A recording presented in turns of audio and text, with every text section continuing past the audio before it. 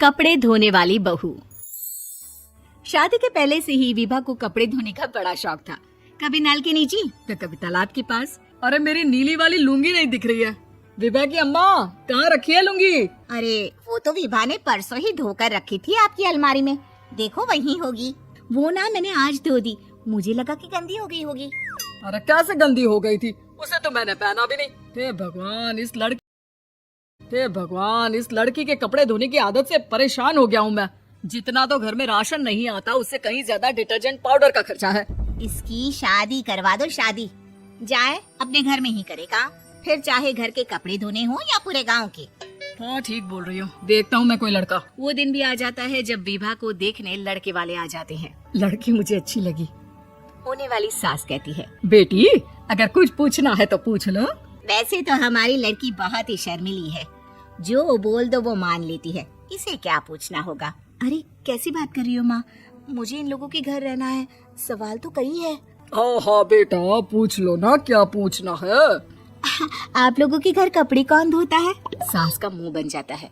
देखो अगर तुम ये कहना चाहती हो कि तुम्हें कपड़े धोने नहीं आते तो सुन लो, कपड़े मैं ही धोती हूँ, लेकिन तुम्हारे आ जाने के बाद मैं रुमाल तक नहीं धोऊंगी। अरे चुप रहना भाग्यवान, बहू बेचारी घर आई नहीं, उसे डराना शुरू कर दिया। वो क्या है ना बिटिया, अभी तक तो ये कल्लू की माँ ही धोती थी, लेकिन अब तुम्हारे पापा तो दहेज में वॉशिंग मशीन देंगे ही। तभी विभा की माँ बोल पड़ती है, सवाल भी पूछा तो क्या, वैसे भाई साहब मशीन की तो फिर भी कपड़े धोने की कैपेसिटी होती है, मतलब जो बिटिया दे रहे हैं ना विभा, इसे कपड़े धोने का बहुत शौक है। ये आप लोगों के क्या, आस पड़ोस गांव मोहल्ले सबके कपड़े धो दे और उफ तक ना करे। बाहर देखा नहीं आपने कितने कपड़े सूख रहे हैं, सब हमारी बिटिया ने ही तो धोए हैं। बस भी करो ना माँ, शर्म आ रही इतनी तारीफ सुनकर। और तो और एक दाग निकाल कर दिखाओ तो मान जाओ। हाँ अच्छा माफ करना बेटा, मैंने गलत समझा, हमें तो रिश्ता बहुत पसंद है। और ऐसे जुड़ जाता है रिश्ता कपड़े धोने का शौक रखने वाली विभा का। उसकी शादी हो जाती है कोयला फैक्ट्री में काम करने वाले कल्लू के साथ। शादी के बाद अचानक विभा चिल्लाती हुई सास के पास आती है, सासू माँ, अरे सासू माँ कहाँ है आप? ये तो धोखा है, धोखा दिया आप लोगों ने मुझे। इसे ससुर के चक्कर के बारे में पता चल गया। अरे तो उसमें तुझे क्यों धोखा मिला है? अरे नल में पानी नहीं आता, कपड़े कैसे कब धुलेंगे? अच्छा तू पानी नहीं आ रहा उसकी बात कर रही है? तो आपने क्या सोचा? कुछ नहीं। अच्छा तेरी माँ ने कहा था कि कपड़े धोने का शौक है तुझे, याद आया मुझे। शौक बोलकर कपड़े धोने वाले मेरे जुनून को कम ना आके सासू माँ, कपड़ा धोना मेरा गुरूर है। तभी पति भी वहाँ आ जाता है। अभी मैंने इसे सनी देओल की फिल्म दिखाई है, उसी के डायलॉग मार रही है माँ। अच्छा सुन, साफ बता रही हूँ, पानी सुबह 4 से 6 और शाम को 10 से 12 आता है, समझी? विभा टाइमिंग सुनकर हैरान हो जाती है। ये क्या भूतों का मोहल्ला है? सुबह 4 बजे उठकर कौन कपड़े धोता है? 4 बजे टंकी में पानी जाता है, पर सारा दिन धोना ना, किसने मना किया? अरे कैसे बात कर रही है, 200 लीटर की टंकी में कितने कपड़े धो लूंगी मैं, सुबह ही उठ जाऊंगी मैं। अब क्या था, विभा सुबह 4 से लेकर रात के 12 बजे तक कपड़े ही धोती रहती। एक रोज सास पड़ोस से निकलकर कहीं जा रही होती है कि साथ वाली कहती है, हाँ कल्लू की माँ, जरा ये बताओ कि 2 साड़ी है, 2 ब्लाउज और एक पेटीकोट और एक नाड़े वाला लंबा कच्चा। हाँ तो? अरे तो क्या, कितना लोगी धुलाई ये बताओ। धोबन दिख रहे हैं हम क्या? हमारे पति सरकारी नौकरी से अभी रिटायर हुए हैं और बेटा सुपरवाइजर है कोयला फैक्ट्री में। धोबन समझ रखा है हमें।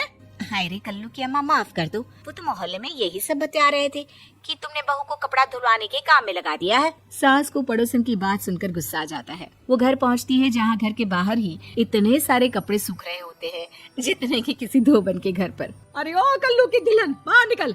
माँ जी यहीं आ जाओ, बाथरूम में चादर धो रहे हैं हम। अरे अभी हम धोते हैं, तुमको बाहर निकलो। ये आस पड़ोस वाले बोल रहे हैं कि हम बहू से कपड़े धुलवा कर उसे कपड़ा धोने वाली बना दिए हैं। अरे छोड़ो ना माँ जी, किन लोगों की बातों में आती हो? आस पास के लोगों का तो काम ही होता है कि वो किसी तरह सास बहू को लड़ा दे।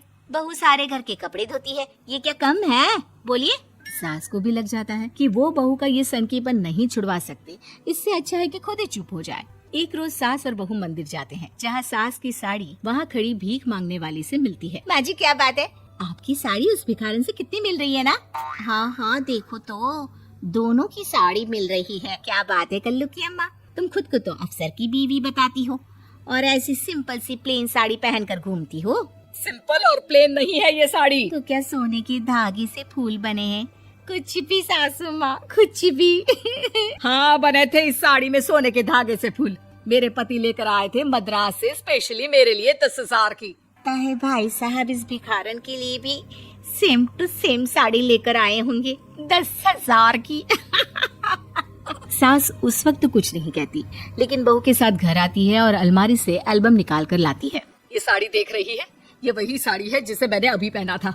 इस साड़ी में ये जो चमकदार फूल दिख रहे हैं ना, ये सोने के धागों से काटे गए हैं। लेकिन तू लोकल वॉशिंग मशीन ब्रश से घिस घिस कर सारे फूलों को निकाल कर साड़ी प्लेन कर दी। मुझे माफ कर दीजिए सासू माँ। और तो और, जब मैंने तुझे तेरी गलती के लिए कुछ नहीं कहा, लेकिन तूने तो सबके सामने मेरा मजाक ही बना दिया। क्यों? बहू को समझ में आ जाता है कि अब से उसका कपड़े धोना बंद।